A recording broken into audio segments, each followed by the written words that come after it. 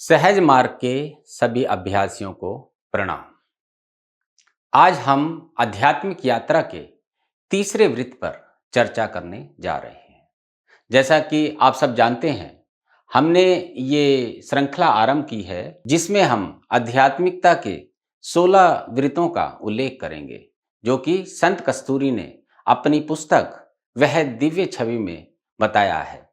तो आज हम तीसरे वृत्त पर बात करेंगे। अभी तक आप जान चुके हैं कि आध्यात्मिक यात्रा में आपको तभी प्रवेश मिलता है जब आप भूल की अवस्था में आ जाते हैं।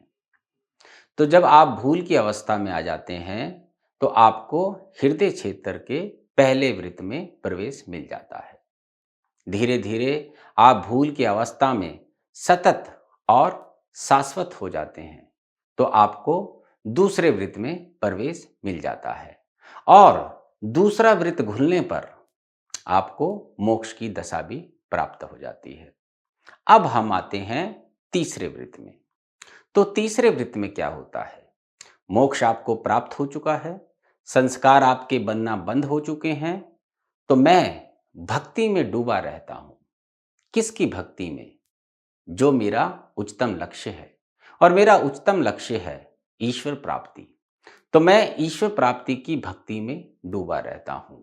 अविरल भक्ति की दशा भी अपनी सहज दशा की अनन्यता में डूब जाती है। तो मैं भक्ति भाव में डूबा रहता हूं और जो इसकी नेचुरल कंडीशन है उसमें मैं आ जाता हूं। उसके उपरांत क्या होता है? उसके उपरांत भक्ति की इस अनन्य गति में डूबकर हमारे अहम की ईश्वरीय सामीप्यता में लय अवस्था शुरू हो जाती है। आप सब जानते हैं, हमारी ये जो यात्रा है यह अहम के घुलने की है और धीरे धीरे ये 16 वृत्त घुल जाते हैं और हम ईश्वर में लय हो जाते हैं। तो जब मैं तीसरे वृत्त में होता हूँ और भक्ति भाव में डूबा रहता हूँ तो जो ईश्वर की सामीप्यता, जो नियरनेस टू गॉड है, वो मेरी आरंभ हो जाती है और मेरे अहम का जो लय अवस्था है वो प्रारंभ हो जाती है। और उसके बाद होता है कि हर समय मेरे विचार में, मेरे ध्यान में, मेरे अंतर में, मेरे भाया में केवल मेरा उच्चतम लक्ष्य ईश्वर प्राप्ति ही रह जाता है और मैं बेचैन रहता हूँ उस ईश्वर का साक्षात्कार करने के लिए। और उसके उपरांत हृदय मंडल की श्रेष्ठ गति में हमारा स्वरूप भक्ति में डूबकर प्रेम रूपी रतन प्राप्त कर लेता है। इसका क्या अर्थ हुआ?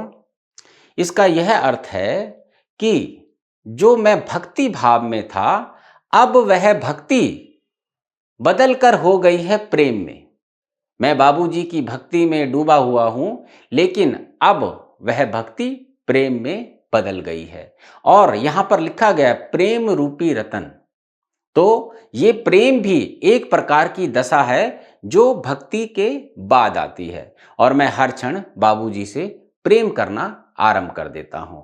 और उसके उपरांत हृदय चक्कर का बंधन खुल जाने पर अहम का तीसरा वृत्त सदैव के लिए विलीन हो जाता है और सतत आनंद से मन प्राण पुलक उठते हैं। जब आप प्रेम में डूबे रहते हैं और आपकी भक्ति प्रेम रतन में बदल जाती है तो क्या होता है? और इसके उपरांत हृदय चक्कर खुल जाता है और मेरा तीसरा वृत्त सदैव के लिए विलीन हो जाता है। तो यहां पर हृदय चक्कर का उल्लेख किया है।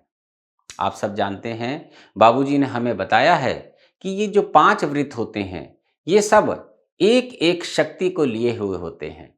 जैसे पहला वृत्त हृदय चक्कर कहलाता है, दूसरा आत्मा चक्कर कहलाता है, तीसरा अग्नि चक्कर कहलाता है, चौथा वरुण चक्कर कहलाता है और पांचवा वायु चक्कर कहलाता है।